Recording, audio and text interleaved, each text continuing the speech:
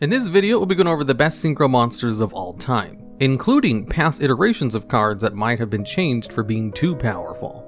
And at number 10, we have Borreload Savage Dragon. This card has the effect that when it's Synchro summoned, you get to attach a Link monster from your graveyard to this card to gain a number of counters equal to that Link monster's rating, and also half of the attack of that monster. And once per turn, you can remove one of its counters in order to negate any one card effect. So, basically, the card gains an Omni Negate while also easily getting close to 4000 attack, and is also a generic level 8 Synchro. Honestly, this card seems like it was made overpowered on purpose, because it's ridiculously good. It's easy to bring out, it has an Omni Negate, which is like one of the best effects a monster can have, and on top of that, it gains an attack boost which allows it to beat over pretty much any standard monster, while having a baseline attack of 3000 to start off with. If you have the availability to go into level 8 Synchro monsters, there's no reason not to go into Borreload Savage Dragon, unless you just literally don't play any Link monsters at all.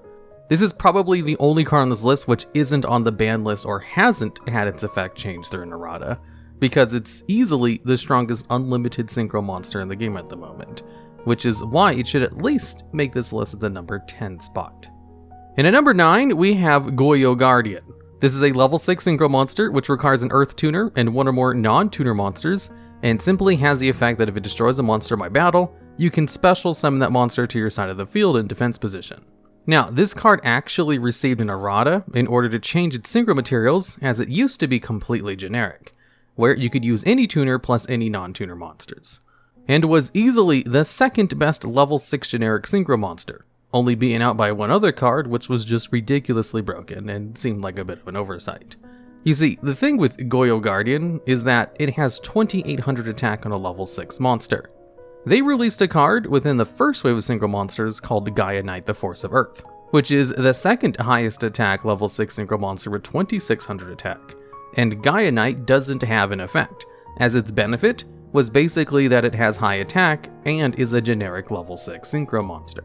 And then Goyo Guardian came out like a week later, with 200 more attack, also completely generic in its materials, and having one of the best effects out of all the generic Synchro monsters at the time, where you could steal monsters after destroying them by battle, which you were almost guaranteed to do because it had ridiculously high attack for a level 6 monster.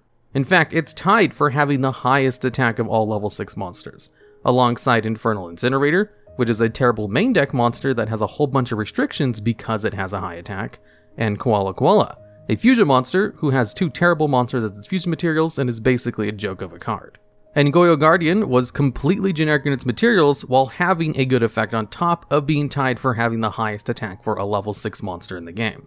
It was just completely overstated for how good it was. It was easily one of the best generic Synchro monsters in the game at the time, which is why it was banned pretty quickly, and then wasn't taken off the ban list completely until they errated its materials to make it no longer generic. Strictly speaking, even without the errata, it's not really better than Borreload Savage Dragon, but it is an example of them completely overstating a monster for what it was supposed to be, and then they thought to retroactively fix their mistake by not making it easy to bring out. And at number 8, we have TG Hyper Librarian. This is a generic level 5 Synchro monster, which simply has the effect that if another monster is Synchro summoned, you get to draw one card. Now, what's notable about this effect is the lack of any once per turn on it.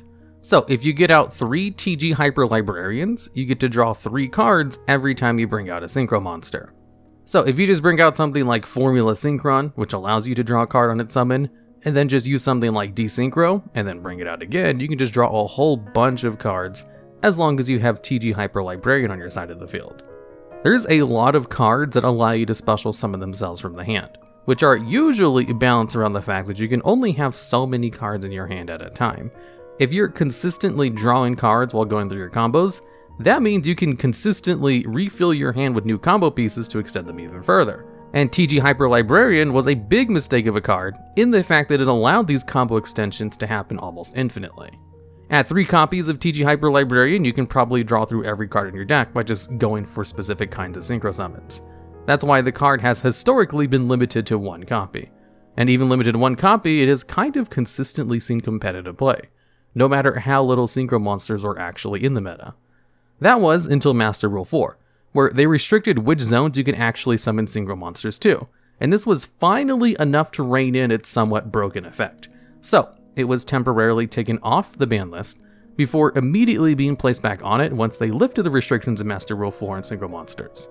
Since Synchro monsters were the first new extra deck type, they made a lot of mistakes with their effects, like giving them non-once per turns on being able to draw extra cards, like TG Hyper Librarian, and in fact a lack of once per turn, or just a hard once per turn, is a constant thing you'll see in a lot of the other cards on this list.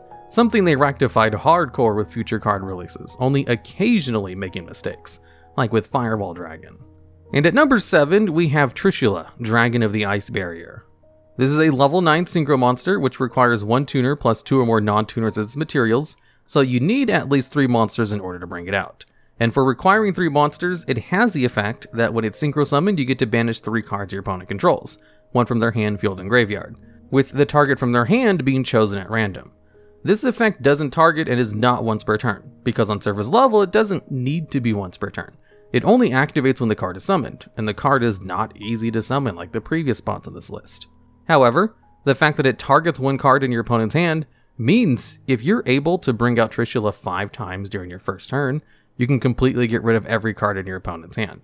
Which sounds ridiculously hard because it kind of is, but thanks to cards like TG Hyper Librarian and Desynchro, you could just desynchro Trishula when you bring it out the first time, and then bring it out 3 more times if you have all 3 copies of Desynchro in your hand, and then draw cards each time you do that with TG Hyper Librarian on the field, which might allow you to draw those other copies of Desynchro. So if you do bring out Trishula a single time, then you can Desynchro it 3 more times to get rid of 4 cards in your opponent's starting hand. Although Desynchro isn't really a searchable spell card, and you have to be really lucky to draw all 3 copies, but the way they would supplement this is just to bring out other copies of Trishula, which is why the card has historically always been limited to 1 copy. That way you can't bring out multiple copies in 1 turn too easily. And even if you're not just trying to get rid of every card in your opponent's hand, Trishula is just good to bring out normally too, because of its ability to non-target banish your opponent's monsters, and also get rid of resources in the graveyard, while also getting rid of cards in your opponent's hand. This card is kinda like a TG Hyper Librarian in that it's always limited to 1 copy, if not banned, and was even unlimited for a while there at Master Rule 4, before being placed back on the ban list as soon as they lifted the restrictions. And at number 6, we have Tempest Magician. This is a level 6 Synchro monster, which does not have generic materials, as it requires 1 tuner plus 1 or more non-tuner spellcaster type monsters, and when it's Synchro summoned, it simply places 1 spell counter on itself. And then it has 2 effects. One of them allows you to discard any number of cards from your hand to place spell counters on monsters you control for each card you discarded. And also, it allows you to remove all spell counters on the field to inflict 500 points of damage to your opponent for each one. And because of this card's ability to deal effect damage, it always had the potential to be an FTK enabler, which means winning on your first turn before your opponent gets a chance to play the game. But spell counters were always kind of a gimmicky mechanic, and you needed to get 16 spell counters on the field in order to beat your opponent with Tempest Magician, which was normally too hard where it wasn't really a big deal. There were decks that could put 16 spell counters on it in your first turn, but they weren't really competitive. That was until the year 2020, about 12 years after the card came out, and a new wave of Endymion cards came out with the Pendulum Magicians, which revolved around putting spell counters on the board like crazy. And they were able to have some success with burning with Tempest Magician in 1 turn. It wasn't a main part of their strategy, but it was something a couple of those decks would do and try to focus on occasionally. Then, at the tail end of 2020, they received a new Link monster called Selene, Queen of the Master Magicians, which has the effect that it can place spell counters on itself up to the number of spell cards on the field in the graveyard when it's summoned. So, if you simply had 15 spell cards in the graveyard when you brought it out, since Tempest Magician can always place 1 spell counter on itself when it's summoned, you could fulfill the conditions for Tempest Magician with just these 2 cards. And the decks that focus on just using Selene and Tempest Magician didn't even play the rest of the Master Magicians, and instead just played a whole bunch of cards that allowed them to draw as much as they could in order to fill their graveyard with spell cards. And it was a consistently competitive deck in the OCG, because in the TCG they banned Tempest Magician before Selene was ever released. Although they left it unbanned for some reason in the OCG, and it was used in FTK decks all the time with Selene, Queen of the Master Magicians, until they finally decided to ban the card as well about a year later. Generally, they don't give extra deck monsters good burn damage anymore, which is why when the Link monsters came out, we have very pathetically weak burn damage cards like Agave Dragon, which only does 100 points of burn damage per dragon in your graveyard. But since Synchros were still kind of in the era before they knew not to give extra deck monsters burn effects, Tempest Magician is just kind of one of those anomalies, and has always had the potential to deal 8,000 points of damage in one large burst, and is doable on your first turn pretty easily with the Link monster. However, it's only because of that Link monster or just the Endymion archetype that it's able to do this consistently. It's existed in the game for 12 years, not doing anything meta important, and not really being a problem before those cards came out, which is why it's only at the middle part of this list instead of towards the top. And at number 5, we have Ancient Fairy Dragon. This is another early Synchro monster which is currently banned, and kind of like Tempest Magician, it didn't really see any competitive play, like at all, until the modern era. This card is a generic level 7 Synchro monster, and it has 2 effects. One of them allows you to special summon a level 4 lower monster from your hand once per turn, but you can't conduct your battle phase the turn you use the effect. And the other one allows you to destroy all field spell cards, gain 1,000 life points, and then add 1 field spell card from your deck to your hand. So in the early days of Yu-Gi-Oh, or just when this card came out in the Synchro era, giving up your battle phase to special summon 1 low-level monster from your hand was laughably mediocre. It was technically a good effect, but there was nothing you could really do with it. Also, being able to destroy field spell cards and gain life points, and then add another field spell card from your deck to your hand wasn't a good effect either, because field spell cards, when they first came out, were all kind of either mediocre or bad, and there wasn't really good field spell cards yet. Although, just like with Tempest Magician, there was new support that came out that made it a lot better retroactively. But it wasn't just one archetype. You see, they started this trend around 2016 with the field spell card Union Hanger, or maybe even slightly before this, but basically, they started releasing really good field spell cards for their archetypes. Union Hanger allows you to add a card from your deck to your hand on its activation, and then gained extra advantage while on the field. Trickstar Light Stage, which came out shortly after, allows you to add a card from your deck to your hand on its activation.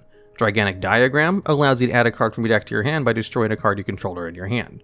Basically, a lot of new field spell cards were allowing you to search, and some of them only had soft once per turns on those effects.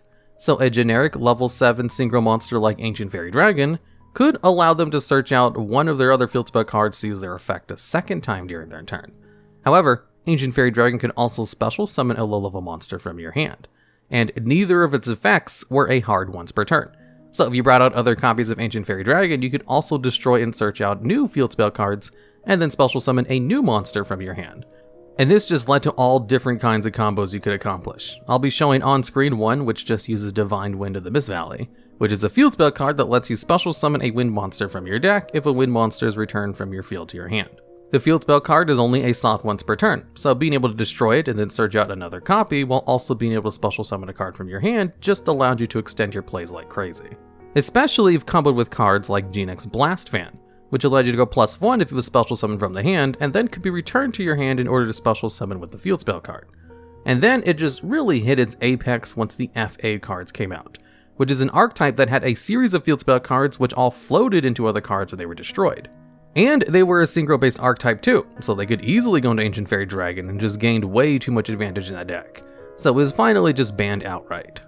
Ancient Fairy Dragon is kind of a funny example of retroactively becoming good later on, because it was always considered one of the worst level 7 synchro monsters. And now it might be unironically the second best level 7 synchro monster in the game's history. Which if you told this to people back in 2009 when the card came out, they'd probably look at you like you were crazy. And at number 4, we have Duloran, Tiger King of the Ice Barrier. This is a level 6 synchro monster which does not have generic materials, as it requires a tuner plus one or more non-tuner water monsters as its materials, and simply has the effect that you can return any number of face-up cards you control to your hand in order to increase the attack of this card by 500 for each card returned. So on surface level, this effect seems kind of not that big a deal, especially since it has a hard once per turn. But the effect is another one on this list which received an errata in order to give it a hard once per turn, because it used to not have a hard once per turn on it.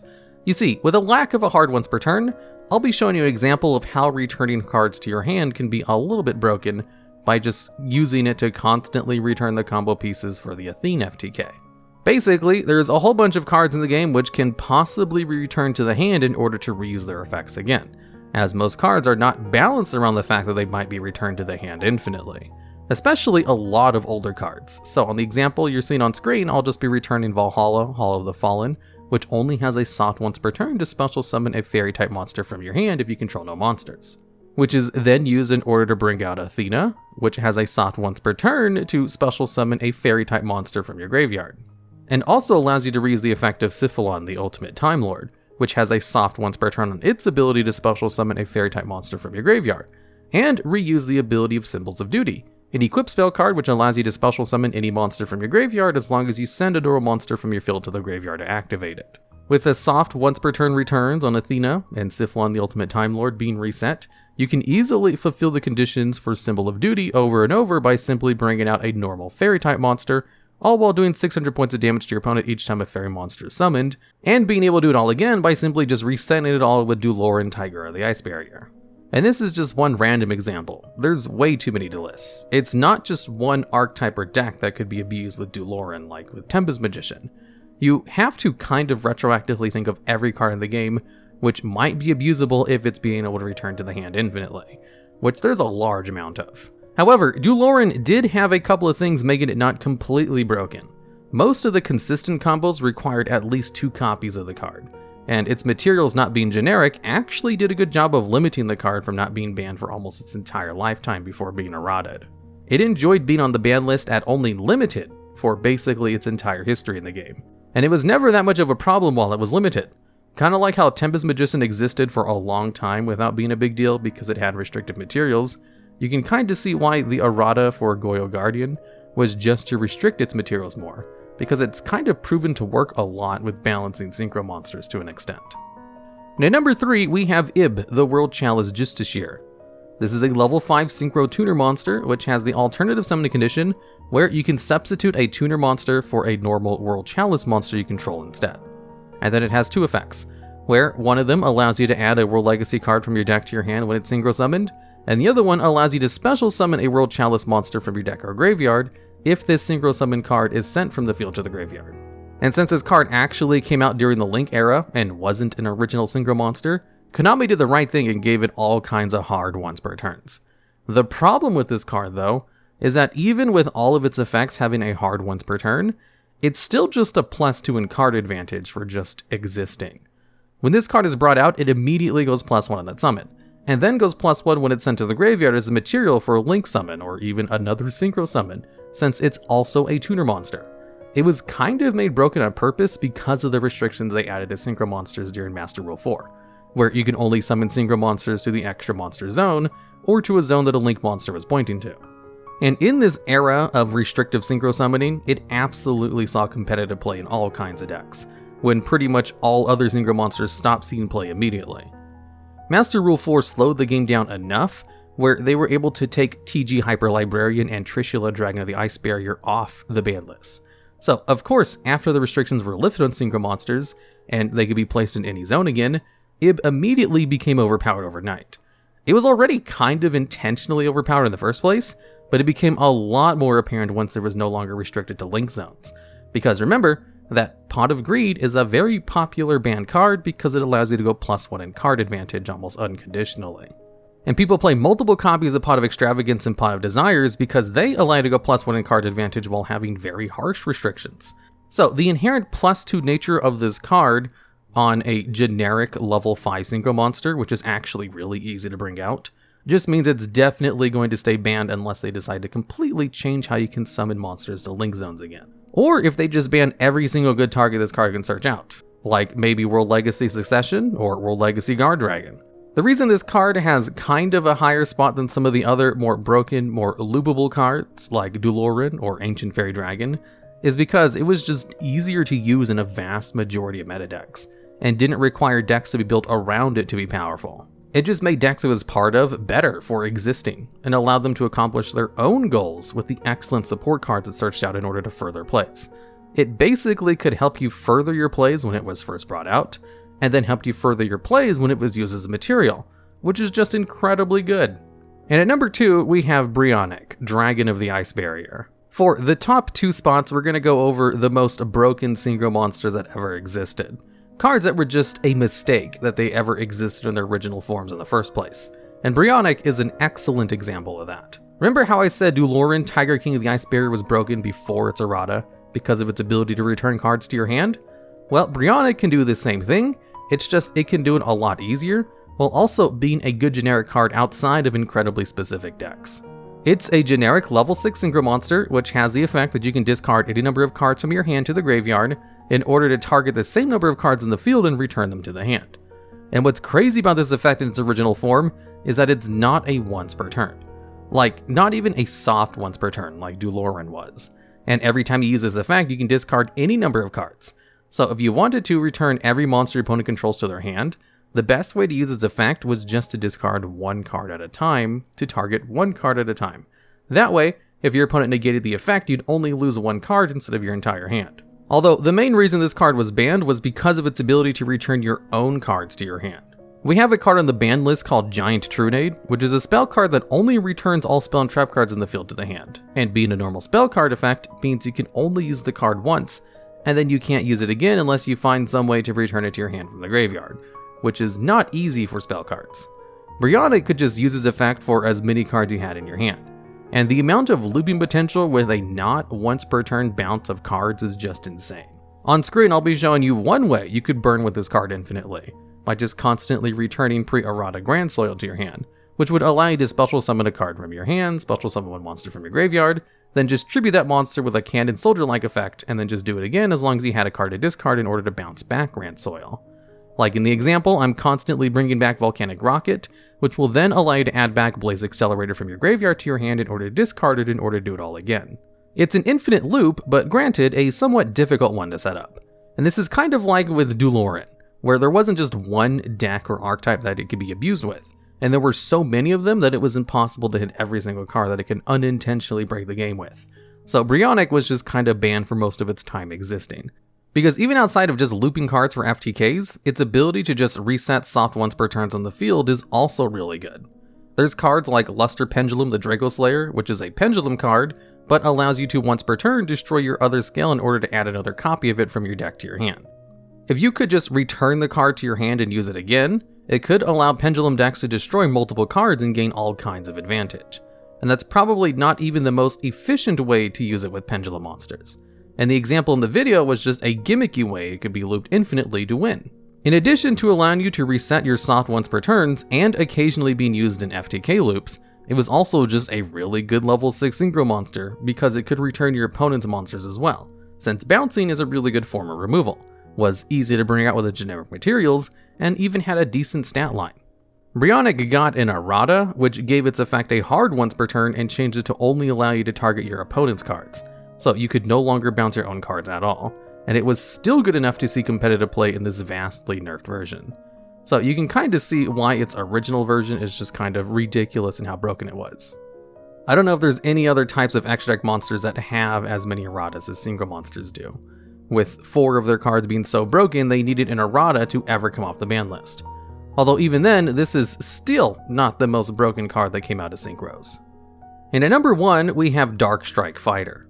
This is a completely generic level 7 Synchro monster, which simply has the effect that you contribute one monster you control to inflict damage to your opponent equal to its level times 200. And the effect was not once per turn, and not even a soft once per turn. So just like Brionac, Dragon, or the Ice Barrier, you could use it as many times as you wanted per turn. The card is kind of modeled after the Cannon Soldier cards, which are a series of main deck monsters that have the effects to tribute a monster to inflict 500 points of damage to your opponent. And the Cannon Soldier cards have historically been used in FTK decks. In fact, I even mentioned Cannon Soldier in the Dueloran FTK. And in the OCG, nearly all of the Cannon Soldier-like cards are banned. And the spell card version called Mass Driver is also banned, and is actually banned in both formats and not just the OCG. Because the ability to tribute a monster in order to inflict damage to your opponent without any kind of once per turn is just asking for abuse. Because it just becomes a matter of, if you can find a deck that can bring out the amount of monsters required in order to win with those amounts of tributes. The deck that finally got Mass Driver banned was the Substitute FTK, because frog decks were able to summon 20 monsters in one turn pretty easily. And if there's any kind of loop that allows you to bring out monsters over and over, they usually have to ban that card because of the Cannon Soldier-like cards, like with how Firewall Dragon was banned and then eventually errated so they could no longer facilitate loops. And the biggest limiting factor to the Cannon Soldier cards, and why they're not banned in the TCG currently, is that it does add an extra layer to those FTKs, where in addition to summoning a whole bunch of monsters in one turn, they also have to dedicate resources to searching out main deck monsters and then getting it on the field, since none of those cards can special summon themselves. Darkstrike Fighter is like a Cannon Soldier on steroids. It can special summon itself. It doesn't need to be searched out, and it deals way more damage than Cannon Soldier. The process for bringing out Darkstrike Fighter is just a normal synchro summon with generic materials, which means you don't have to go through the effort of spending resources to search the card out of your deck.